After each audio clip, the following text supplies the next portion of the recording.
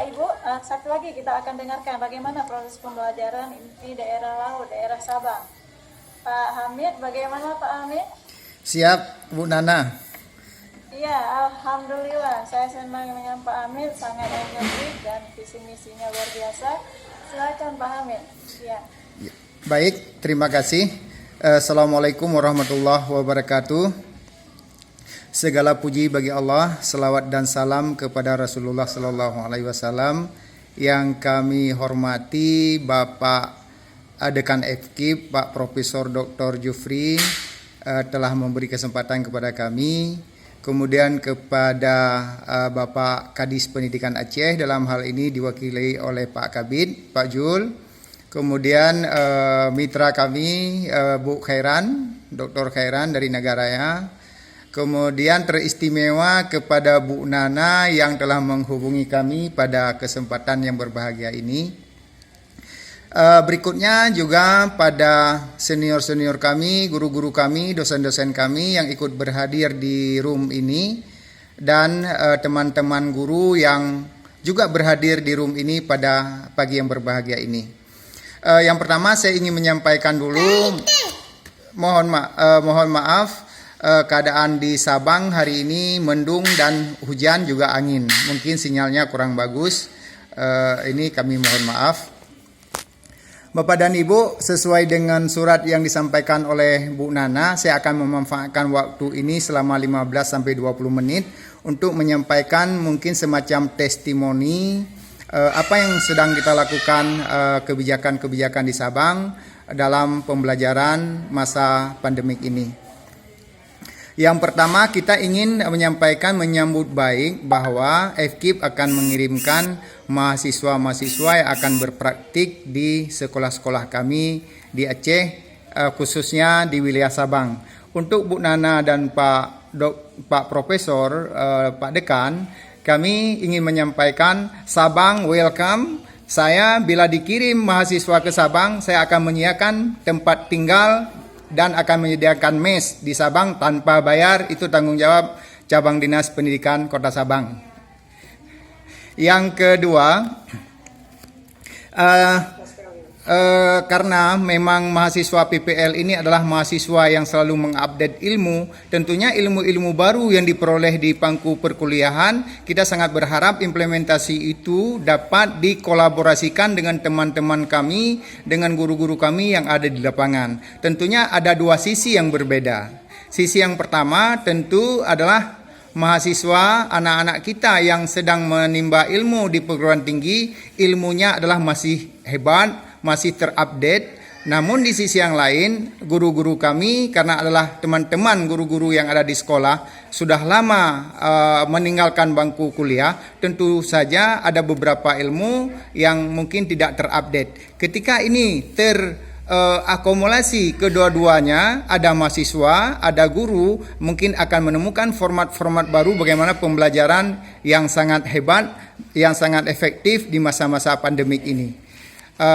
Namun di sisi yang lain, pandemik ini memang adalah sebuah peluang alam membawa kita, menginginkan kita, mengajak kita untuk beradaptasi dengan keadaan yang sebenarnya pada hari ini. Di sisi yang lain, kita juga tidak berbangga hati dengan pandemik ini karena banyak hal-hal yang tidak akan tersampaikan dengan baik. Apapun ceritanya, bila kita menggunakan Zoom, menggunakan Webex, menggunakan internet sebagaimana yang kita laksanakan pada hari ini, tentu saja banyak kekurangan-kekurangan. Tidak semua informasi yang kita sampaikan tersampaikan dengan baik dengan media ini. Pembelajaran itu tidak akan terwakili dengan baik bila anak tidak berhadapan dengan gurunya. Ini adalah sebuah kesedihan yang kita rasakan pada saat ini. Kita berharap pandemi ini cepat berlalu sehingga anak-anak kita akan selalu berhadapan dengan gurunya, bisa berbagi dengan gurunya di setiap saat, bisa bertanya dengan gurunya. Tidak lagi menggunakan Webex, tidak menggunakan Zoom, tidak menggunakan yang lainnya sebagai media pembelajaran. Namun pada saat ini mau tidak mau kita tetap harus menggunakan media ini. Bapak dan Ibu yang kami muliakan, tentunya ada dua hal yang dialami oleh mahasiswa kita yang nantinya akan berhadapan dengan teman-teman kami di sekolah, juga dengan anak-anak kami yang ada di sekolah. Yang pertama, ilmu anak-anak kita yang mahasiswa PPL itu terupdate dengan baik. Yang kedua, mereka lebih menguasai media. Kedua hal ini nanti akan kita kolaborasikan dengan teman-teman kita guru. Tentunya guru pamong yang ada di sekolah ada beberapa keunggulan yang mereka miliki. Terutama bagaimana mengelola kelas dengan baik, itu pengalaman itu ada pada guru pamong. Kemudian bagaimana teknik pembelajaran yang baik, itu juga ada pada guru pamong.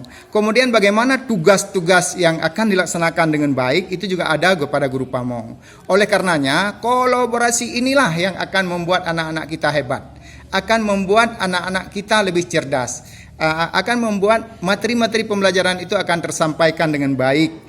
Oleh karenanya kita berharap pada teman-teman guru pamong, ketika anak-anak kita mahasiswa datang atau berteman dengan bapak dan ibu untuk melakukan pembelajaran, yang pertama tugas guru pamong ajarkan bagaimana silabus yang baik. Yang kedua, bagaimana membuat RPP yang baik, yang efektif. Yang ketiga, bagaimana membuat alat pembelajaran, alat evaluasi pembelajaran yang baik. Ini tentunya akan dimiliki teknik-teknik itu oleh guru-guru kita yang ada di lapangan sesuai dengan pengalamannya. Yang terakhir, tentu media. Media ini yang perlu dikolaborasikan antara mahasiswa PPL dengan guru pamong. Tentunya dengan kolaborasi ini, media ini akan lebih efektif.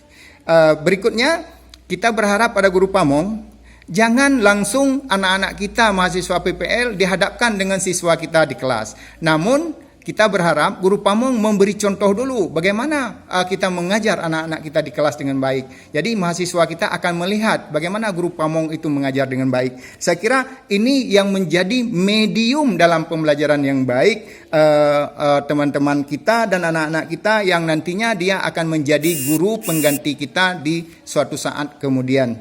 Bapak dan Ibu yang berbahagia, Bu Nana, bila waktu saya sudah habis, saya ditegur. Baik, Bapak dan Ibu yang berbahagia, untuk media pembelajaran, karena Sabang kita sudah melakukan dua hal. Kita sudah pernah tatap muka, namun dalam 3 minggu ini kita sudah BDR. BDR ini berakhir besok. Kita akan komunikasi dengan gugus tugas, dengan Pak Wali Kota, apakah kita akan melanjutkan BDR atau kita akan melaksanakan pembelajaran tatap muka.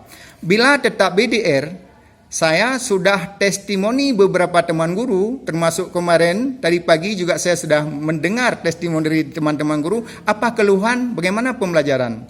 Teman-teman guru melakukan pembelajaran BDR, yang pertama sekali teman-teman guru menyiapkan bahan pembelajaran yang akan disampaikan ke anak-anak melalui grup WA. Grup WA yang ada selama ini adalah grup WA kelas. Kedua, teman-teman guru juga akan mencari YouTube yang sesuai dengan materi pembelajaran.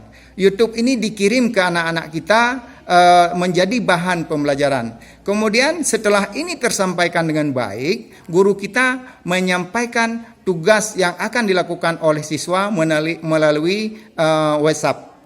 Ini yang dilakukan oleh teman-teman guru. Namun setelah kita evaluasi, grup kelas menurut saya ini kurang efektif. Kita akan melakukan terobosan-terobosan baru. Nanti teman-teman guru akan membuat grup mata pelajaran. Walaupun anak-anak kita mengeluh dengan grup mata pelajaran, akan banyak sekali grup-grup yang ada di WA-nya. Namun kita akan berharap anak-anak kita akan membuang dulu grup-grup yang lain yang tidak ada kaitan dengan pembelajaran selama ini. Mungkin itu yang memang yang sangat fundamental yang harus kita lakukan di selama pandemik ini.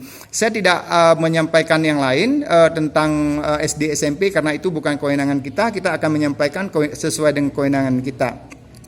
Bapak dan Ibu, walaupun media itu sudah kita lakukan dengan baik, apa yang disampaikan oleh Pak Kabid tadi, apa yang disampaikan oleh Bu Khairan tadi, apa yang disampaikan oleh Kanda kami Pak Dr. Saminan, ada beberapa kendala.